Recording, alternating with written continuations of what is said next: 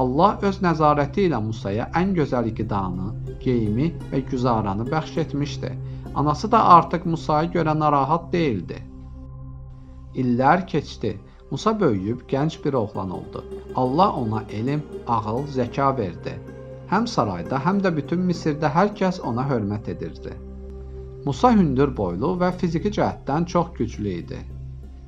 Musa məzlum və zəifləri himayə edir, onlara hər zaman kömək göstərirdi. Musa İsrail oğullarının məruz qaldıqları haqsızlıqlara dözə bilmirdi. Onlar ac ikən Firon əsgərlərinin nemət içərisində yaşadığını görürdü. Firona qəlbində nifrət edir, amma susurdu. Bir gün Musa 2 nəfərin dava etdiyini gördü. Onlara yaxınlaşanda gördü ki, biri yerli Misirli, digəri isə Kənan elindən gəlmə İsrail oğludur. İsrail oğlu Musanı görən kimi yalvardı ki, onu Misirlinin əlindən alsın. Musa Misirliyə mane olmaq istədi. Misirli Musanı yerə yıxıb, İsrail oğlunun üstünə atıldı. Bu məqamda Musa yumruğu ilə Misirliyə bir zərbə vurdu. Misirli yerə yıxılıb öldü. Musa çox peşman oldu. Başa düşdü ki, bu şeytan əməlidir. O Allaha tövbə etdi. Allah Musanı bağışladı.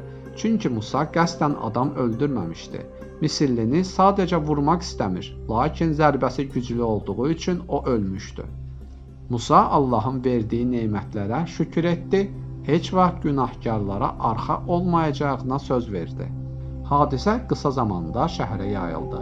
Misirlilər hər yerdə öldürülən Misirlinin qatilini axtarmağa başladılar. Ertəsi gün Musa pərişan halda şəhərə çıxdı. Birdən dünən onu köməyə çağıran İsrail oğlu başqa bir Misirli ilə yenə vuruşduğunu gördü. O yenə fəryad qoparıb Musanı köməyə çağırdı.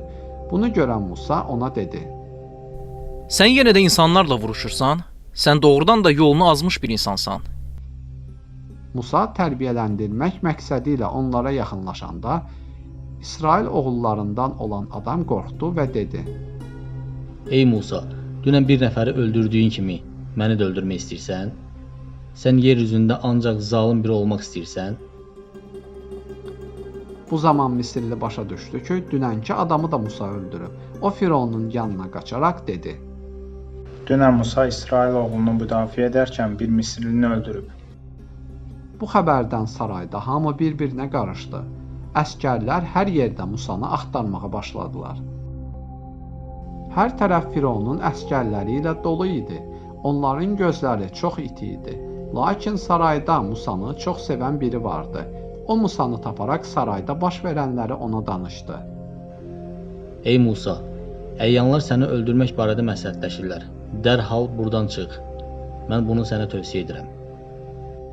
dedi. Musa Misirdə qalmasının təhlükəli olduğunu başa düşdü. Qorxu içində ətrafına göz qoya-qoya şəhərdən çıxdı. O təlaş içində idi. Hara gedəcəkdi? Fironun əskərləri Misirin hər tərəfini əhatəyə alaraq onu axtarırdılar. Musa Rəbbinə üz tutdu. Ondan yardım istədi.